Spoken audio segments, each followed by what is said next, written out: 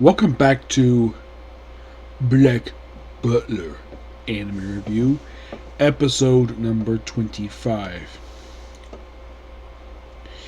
We are reviewing what is essentially put the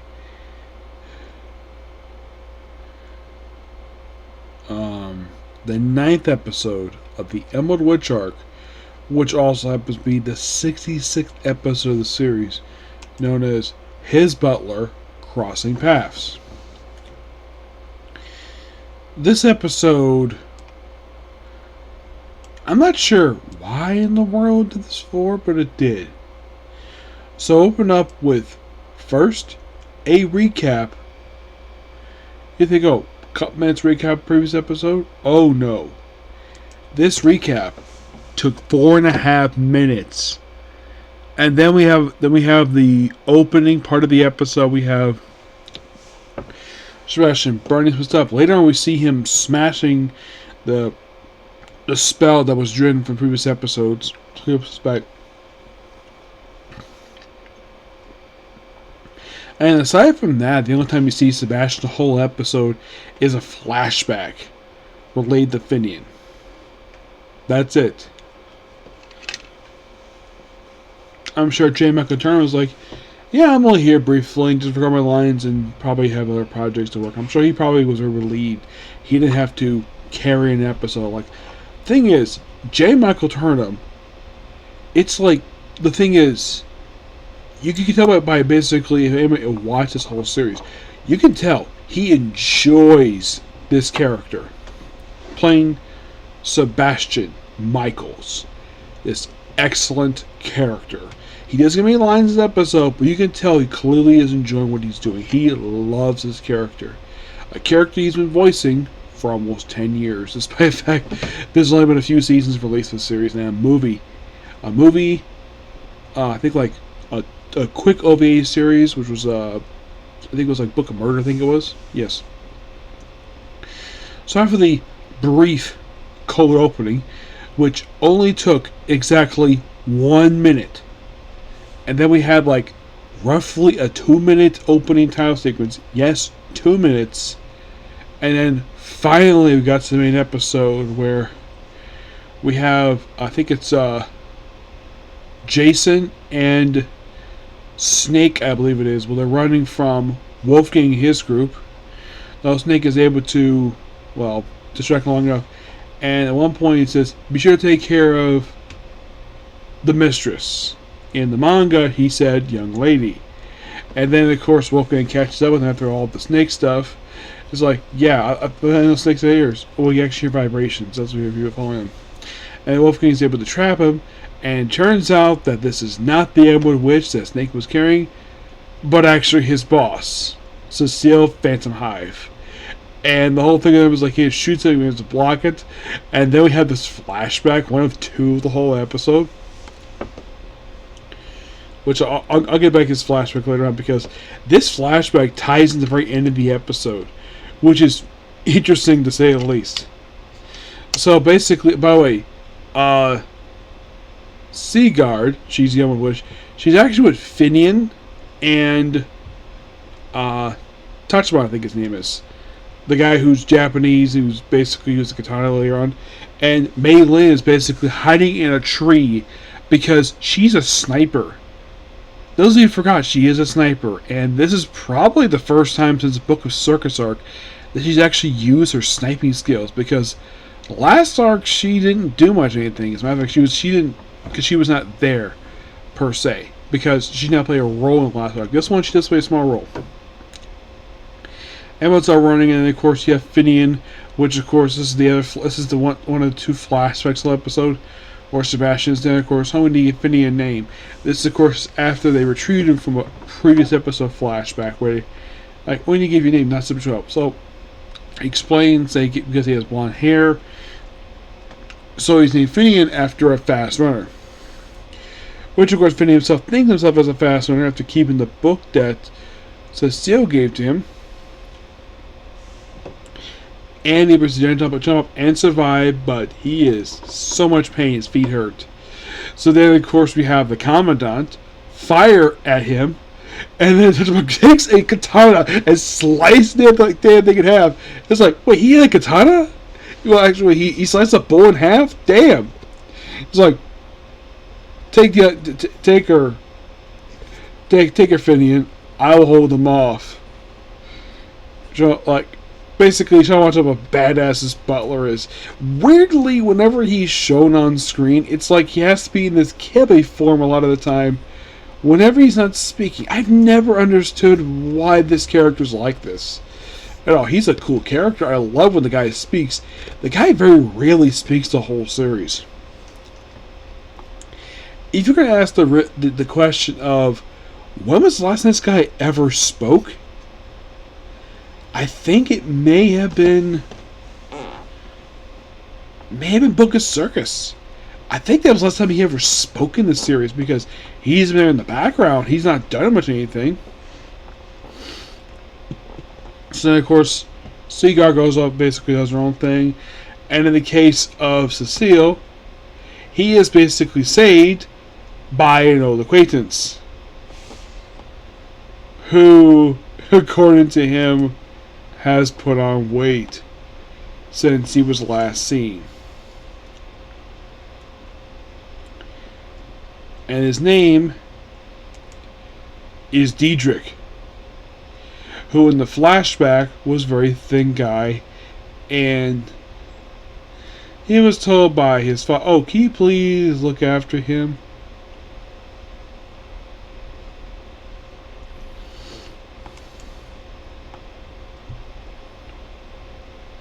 Yeah, and the whole thing of like, I know you have a daughter.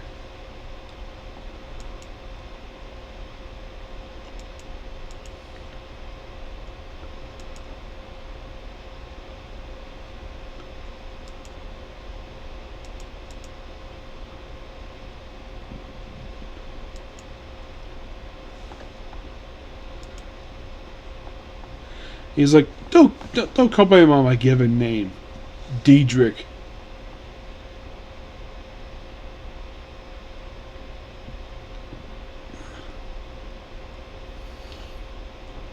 So, here's the thing.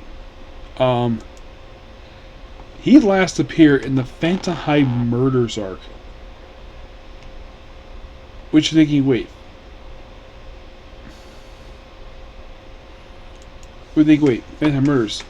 Wasn't that the Book of Murders? Yeah. Yeah, it was. So that was the last officially he appeared in the series was that particular, like,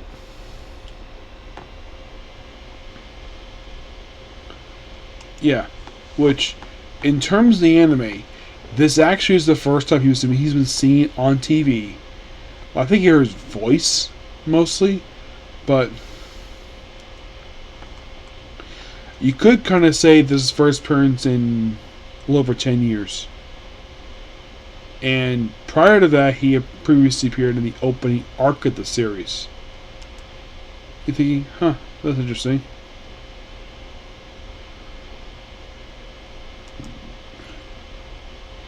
Diedrich, of course, is voiced by, well, and this is kind of weird, because they credited Mark Steiner as the guy who voiced him back in season 1 of the show, and then you have Aaron Campbell, who did a teenage version of him.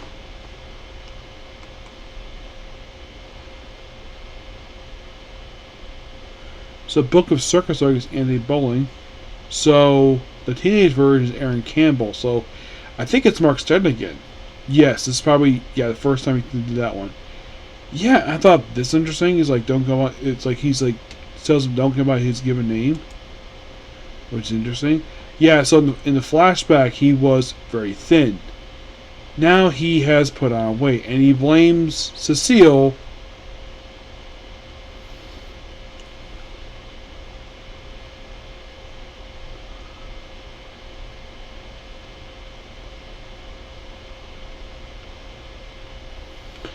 Yeah, apparently him being...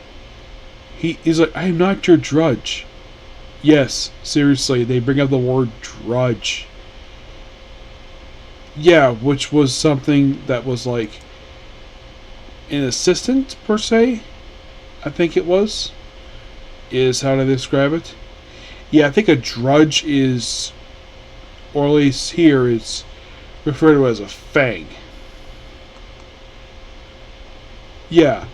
So that is interesting. The fact he brought it up because they just basically had a whole story arc dedicated to this thing in the previous season's show. It's like a younger brother, basically someone's basically their assistant. He's like, "I'm not your drudge." I'm like, okay, interesting. But all in all, really good episode, and we only have 4 more to go. Now, I do criticize this episode for the 4.5 minute recap. I'm like, was this necessary to do the 4.5 minute recap? Yeah, to me, this was not necessary to do. Why do I not think this was necessary? Well, because in the case of Crunchyroll, I highly doubt people will forget what happened in the previous episode because it was released last week. Excuse me.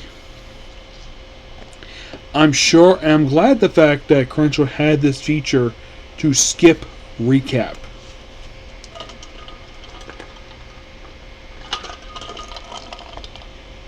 And they also have a feature of skipping credits. If you want to skip the credits, you can skip that, but this is probably the longest recap I have ever seen. Almost 5 minutes. That's like a quarter of the episode. So, this would make the episode being 23 minutes. If you take out the 4.5 minute recap, the 2 minute opening title sequence, and the I think it's like about 2 minutes of, let's see, so that's roughly 6 minutes. You take the 6 minutes out, that means this episode was 17 minutes, making it overall probably the shortest episode of the entire season. Now, my guess is they probably, and this is my personal, I'm sure they probably wanted to do 2 full chapters, but they probably had to stop at that particular point because of shocking cliffhanger. That's probably what happened here, but I'm guessing because of that one character no one has seen. Like, unless you watch the show, you're like, wait, who's this chubby guy that showed completely out of nowhere? Well, he appeared back in season 1 of the show. Yes, seriously. And that was the last time he was seen, season 1. In present day.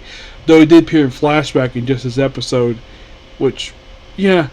Now, you're probably thinking, is this the fault of the anime for not including him since the opening arc of season 1? No. It is not the studio's fault.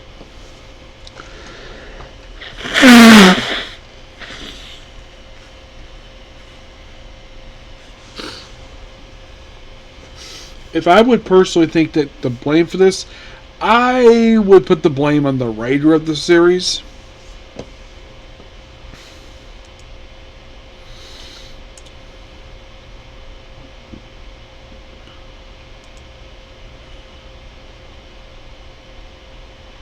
Who is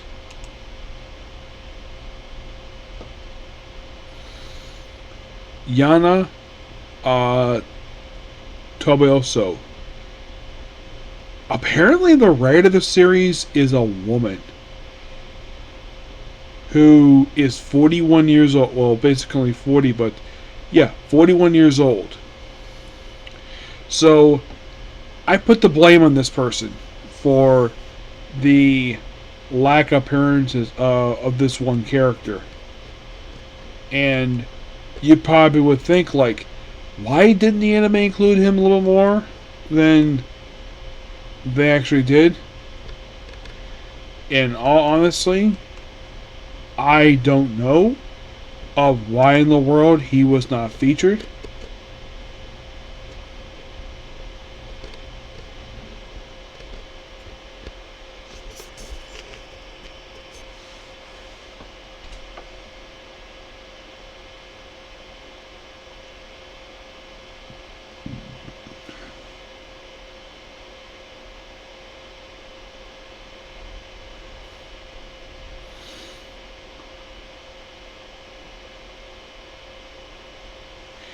Okay, also, if you're really curious, like, how much more is there of this arc? Like, how many more chapters? Well,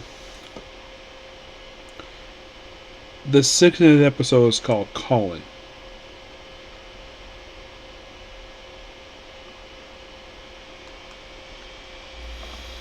Yes, and if you're really curious, like, how long is this arc? Well, it ends with chapter 107. I guess I thought at this point also, because the anime does not have many chapters left to adapt for this arc. Like, because the fact that 101, they covered the first 15 and of like, I think it was like 21 pages. So, next episode, they're going to finish this one up. Actually, from like 26. So, yeah, my guess is probably the reason for um,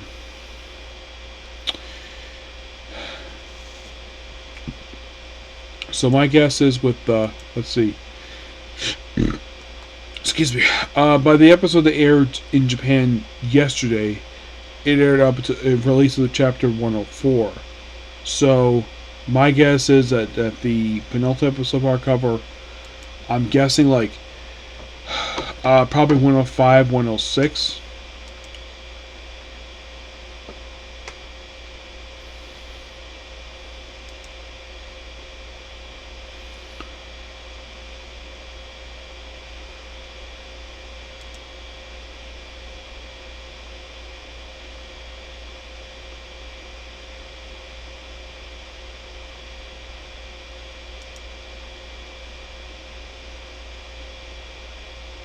I'm guessing they might go ahead and maybe adapt the, and this is my personal guess anyways, they're probably going to have the last episode cover 107, 108, which starts up the Blue Cult arc. Yes. And Blue Cult is 21 chapters. Actually, more like 22.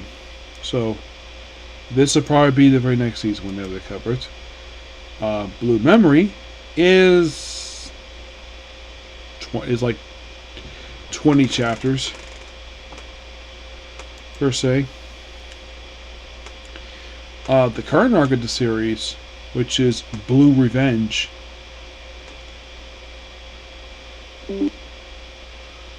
yeah, this has been going chapter since 150, and this arc is quite long.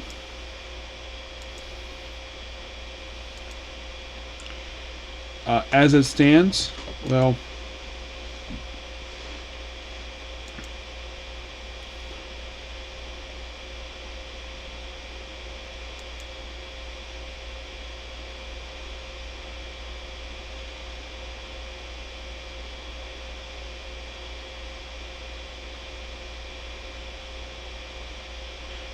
I think it's about roughly 65 chapters overall.